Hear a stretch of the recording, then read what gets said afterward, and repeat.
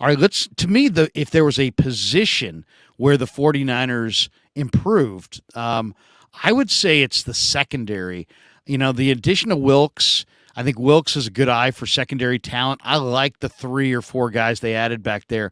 Obviously, Jair Brown, but Darrell Luter Jr. was one of my favorite picks. I think there's a decent chance that he becomes as elevated to a starter at some juncture. I like the size. I like the long arms. I like what I'm seeing from him strength wise, man to man wise, footwork wise. And then I love Deshaun Jameson, the return guy that they signed after the draft from Texas, who's nothing great size wise, but terrific break on the football. 5-year player there at Texas, played a lot of football, really elite return guy.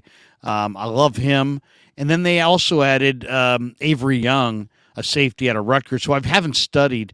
But what do you think of the additions in the secondary? Tell me specifically what your thoughts are on Darrell Luter Jr. in that pick. Well, yeah, I was just thinking of Jameson, the first one. Yeah. He reminded me of K'Wan Williams. I don't That's a know good how call. much outside cornerback K'Wan Williams played in college. I assume he was an outside cornerback because they all are. And that's mainly what Jameson did at Texas. But his size, I mean, he might be 185, 5'9", but just the way he plays kind of reminds me a lot of K'Wan Williams. So I think he's going to be another option at nickel for them. And then Luter,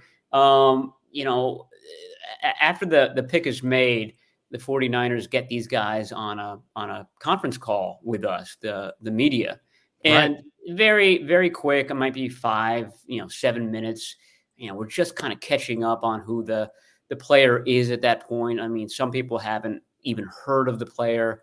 And so it's hard to take away anything really meaningful from it. But I will say that Luter seemed, of the 9 guys we spoke to, Luter seemed like the most composed, confident, mature, and that was reinforced after the draft. I asked Adam Peters, I said, when you were making that Luter pick, there were tons of cornerbacks available.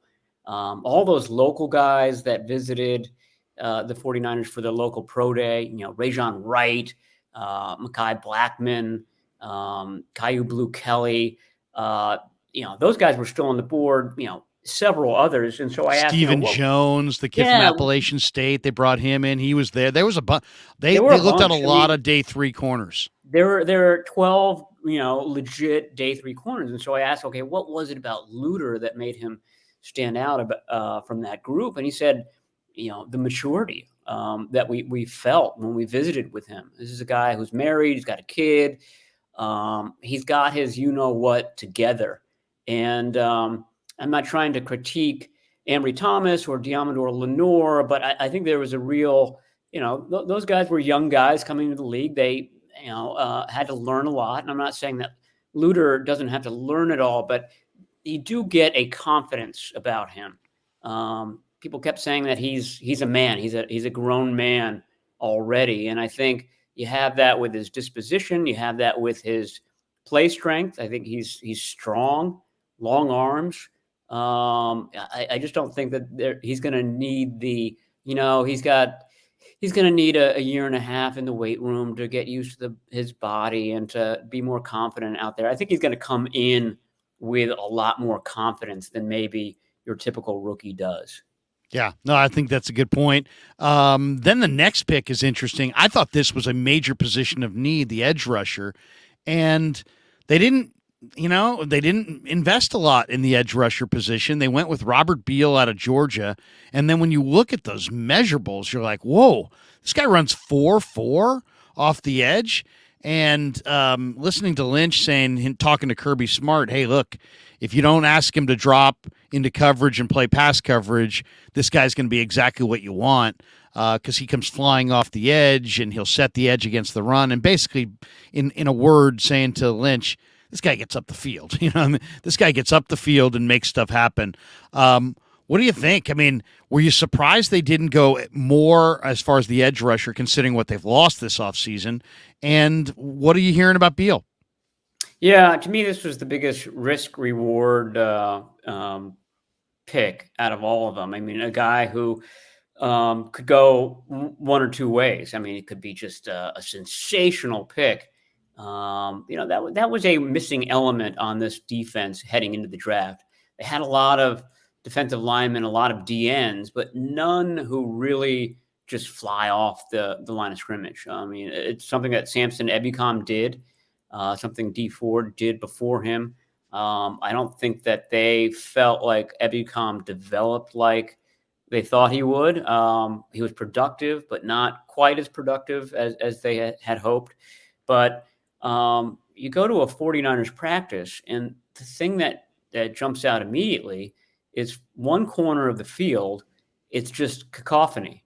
And it's Chris Kasurik and Daryl Tapp, the two defensive line coaches, just yelling for a good, I don't know, I would say that 35 minutes of the individual session are spent with competitions to see which of those guys can fire off the line of scrimmage the fastest. And we all have videos of it, and everybody knows what I'm talking about.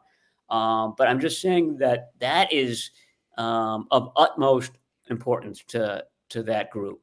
Being able to just burst off the snap, create space, get offensive linemen going backwards, and just being the aggressors. And this is something that Beal excels at. And I think he's one of these 2024 picks. I think that this year they're going to lean on Cleveland Farrell. They're going to lean on Austin Bryant. They're going to lean on Drake Jackson, etc.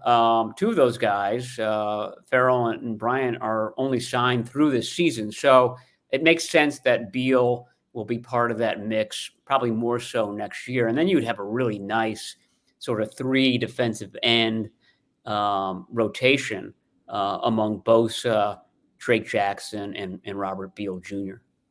Beal looks exciting, but yeah, I agree. I think boom or bust kind of a player. Now, the Niners did restructure Christian McCaffrey. Is there any in their speculation that maybe that is for some kind of edge rusher piece? There are an awful lot of veteran quality, edge rushers. Leonard Floyd, Ngakwe, Clowney, they're all there. Jason Pierre-Paul, you want to go older. Melvin Ingram, Justin Houston, they're all out. They're all out there if they want to add one. They did lose almost 700 snaps with Amenahue Willis and Ebukam leaving. What do you think, Matty? Have they created this cap room for one more free agent signing? Could that free agent signing be on the edge? Yeah, I mean, I think they have that option now.